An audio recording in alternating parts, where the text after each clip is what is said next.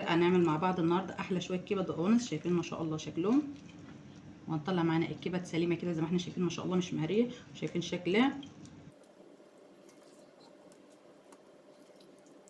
وعملنا معاها سلطه الطحينه، وهناخد منها كده نحط في العيش.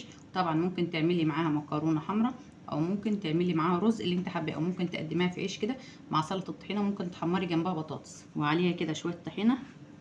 شايفين ما شاء الله الجمال، ولا الطعم في حته تانية، واحسن من اللي بتتباع جاهزه من بره بكتير، انك انت عاملاها في البيت وانت اللي غسلاه. ولو لسه ما اشتركتوش اشتركوا وفعلوا زر الجرس، ويلا نبدا نشوف عملناها ازاي. ودلوقتي عشان نعمل الكبد والقوانص معانا طبعا الكبد والقوانص. جبت القوانص الاول نضفتها، بيبقى عليها دهون من بره، بتنضفها كويس بتقطعيها على 3 أو 4 اجزاء كده بالشكل ده. انت تسيبيها سليمه زي ما انت حباها، او ممكن جزئين بس. هنا الكبد بتجيبيها، هي بتبقى الكبده جزئين، بتحوشي قدام اللي بيبقى فيها. ولو عاوزه تقطعيها اكتر من كده بتقطعي، لو عاوزه تسيبيها جزئين بس اللي انت حباه.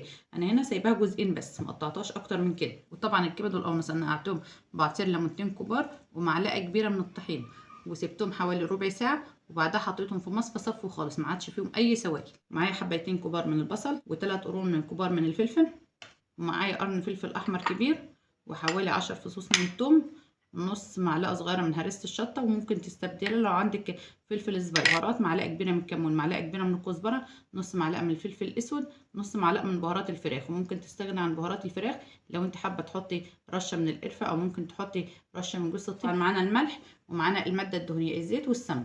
الفلفل الاحمر والثوم هحطهم في الكبه وافرمهم ناعم خالص. وهنا الفلفل والثوم بعد ما فرمتهم في الكبه ونعم. وهنا حطيت على النار طاسه او جريلا او اي حاجه عندك هتشتغلي فيها. بسم الله الرحمن الرحيم. واحط معلقه كبيره من السمنه البلدي، وده عندك ليه هتبقى افضل طبعا. لما واضيف حوالي معلقتين من الزيت. وكده بعد ما الماده الدهنيه اللي معايا سخنت كويس، بسم الله الرحمن الرحيم، هنزل بالقوانص. بسم الله الرحمن الرحيم. وهوزع كده القوانص واسيبها كده الاول حوالي دقيقه لحد ما تاخد لون على اول دقيقه، وبعدين اقلبها على الجهه الثانيه. اقلب القوانص، وطبعا في الوقت ده النار عاليه، ما ينفعش تهدي خالص. وكده بعد ما قلبتها مش هحط لها اي حاجه، واسيبها زي ما هي كده والنار عاليه عليها. وهنا كده احنا سايبين القوانص طبعا ما قلبناهاش ولا جينا يمها، بس هي بتنزل ميتها وبترجع تشربها تاني، والنار اهم حاجه تكون عاليه. هنضيف البصل. بسم الله الرحمن الرحيم. هنضيف البصلتين اللي معانا اللي احنا مقطعينهم بالشكل ده، ونديهم كده تشويحه مع القوانص، ونشوح البصل كده معانا لحد ما يدبل ويبدا ننزل ميته. وفي الوقت ده هنهدي عليه ونخلي النار وسط، وهنغطي عشان البصل ينزل ميته ويسوي معانا القوانص. دلوقتي بعد ما هديت على القوانص بالشكل ده وسايباها تكمل سواها، معايا هنا طاسه تانية سايباها تسخن، هحط فيها معلقتين من الزيت، ولا معلقتين 3 كده من الزيت، اهم حاجه يكون الزيت كتير. ودلوقتي بعد ما الزيت سخن معايا، بسم الله الرحمن الرحيم، هنزل بالكبد. زي ما احنا شايفين انا عاوزه المنظر الزيت يبقى سخن عشان الكبد ما تنزلش ميتها، مش اقلب فيها ولا اي حاجه. وهنا كده انا ما عملتش في الكبده اي حاجه غير ان انا نقلتها بس على النار دي، لان النار دي معايا اعلى شويه. لو في معاكي قلوب بتفتحها من النص وتشيلي لو في اي تكتلات دمويه، وبتحطيها في وقت التسويه مع القوانص، هي بتاخد وقت تسويه شويه عن الكبد. وهنا معايا الكبده على النار سايباها مش جايه منها خالص. وهنا القوانص معايا، البصل ده زي ما احنا شايفين كده ونزل ميته، فهي كده القوانص بتحتاج معايا عشان تكمل تسويه نص كوبايه من الميه. بسم الله الرحمن الرحيم. هضيف لها نص كوبايه من الميه واعلي النار واسيبها اول ما الميه تغلي، وبعدها هدي تبقى تاخد معايا 3/4 تسويه مش سوا كامل. وهنا كده معايا الكبده زي ما احنا شايفين، انا ما قلبتهاش ولا جيت يمها، بس اهم حاجه النار تبقى عاليه. ممكن خطوه الكبده دي تعملها في نفس الطاسه او الجريل اللي انت عامله فيها القوانص. يعني قبل ما تعملي القوانص تحطي معلقتين من الزيت وتشوحي الكبده، وبعدين بعد ما تشوح تشيلي الكبده وتحطيها في طبق، وبعدين ترجعي تحطي القوانص لو انت مش عاوزه طبعا توسخي مواعين كتير جامد. يبقى كله في الطاسه واحده. هنحط هنا بس كده للكبده رشه صغيره من الفلفل الاسود، هنسيبها زي ما هي هتاخد معايا 3/4 تسويه. وهنا كده خلاص الكبد بقت معايا 3/4 تسويه زي ما احنا شايفين كده. مش عاوزه اقلب فيها كتير عشان ما تتهراش، هطفي عنها واسيبها لحد ما القوانص تاخد معايا 3/4 تسويه. كده خلاص معانا القوانص ومعانا 3/4 تسويه زي ما قلنا. هنضيف لها الكبده. طبعا كميه البصل انت لو حابه تقلليها عن كده او تزودها اللي انت حباه، بس انا بحب اكتر البصل، بيخلي معايا الكبد والقوانص مسكره. في الوقت ده طبعا احنا لسه ما ضفناش اي بهارات خالص. نضيف البهارات اللي احنا قايلين عليها في اول فيديو، وهنضيف الملح وهنقلبهم كلهم كده مع بعض، بس طبعا ما تقلبيش كتير. والملح وقلبناهم. هنضيف الفلفل، نقلب الفلفل.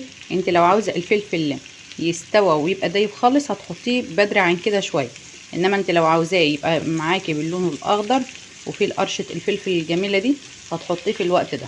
دي كده اخر دقيقه بالظبط، يعني انا هحطه واسيبه دقيقه بس معايا كده. انا هديه النار وهسيبه دقيقه بس على النار، على نار وسط لحد ما نجهز الطشه معانا. معايا طاسه على النار كده هضيف فيها معلقتين من الزيت. بسم الله الرحمن الرحيم. انزل بالفلفل وهنا كده بعد ما الزيت سخن معايا نزلت بالفلفل والثوم اللي انا عاملاه في اول الفيديو خالص، وهنشوحه كده لحد ما نشم معانا ريحه الثوم، مش شرط ان هي تتحمر. وهحط هرسه الشطه وحلاوه الكبده ان يبقى فيها طعم السبايسي كده. وهنا كده خلاص الطشه بقت جاهزه معايا. بسم الله الرحمن الرحيم. هشيلها انزلها كده على الكبد والقوانص، وهقلب الطشه كده مع الكبد والقوانص، وخلاص كده بقت جاهزه. هطفي عنها. ودلوقتي هنجهز مع بعض سلطه الطحينه. معانا الطحينه نضيف لها فص من الثوم المهروس ومعلقتين من الزيت ومعلقه من الخل، وهنقلبهم كده مع بعض. كده بعد ما خلطناهم مع بعض انا ضفت عصير ليمونه كبيره بس ما كانت الكاميرا فاصله. نضيف دلوقتي معلقتين كبار من المايونيز، لو مش كنت تحطي زبادي او ممكن تستغني عنهم هما الاثنين لو مش موجودين. كده هنخلط المايونيز مع الطحينه. ودلوقتي هنضيف معانا الميه لحد ما نظبط قوام الطحينه.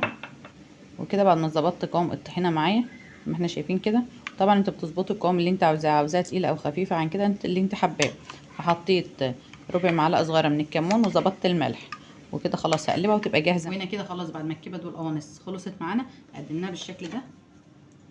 شايفين ما شاء الله شكلها ولا لونها؟ شايفين الكبده؟ وزي ما قلت انت لو عاوزه تصغري الكبد عن كده بتصغريها، لو عاوزاها تسيبيها سليمه بتسيبيها. في عيش بالشكل ده، ممكن تقدميها مع مكرونه حمراء او ممكن تقدميها مع رز اللي انت حابه. انا عملت معاها سلطه الطحينه في الفيديو وقدمتها في العيش بالشكل ده. اي عيش انت حابه تقدميها فيه. ولو عجبكم وصفتنا النهارده اعملوا لنا متابعه وشير عشان يوصلكم كل جديد. والسلام عليكم ورحمه الله وبركاته.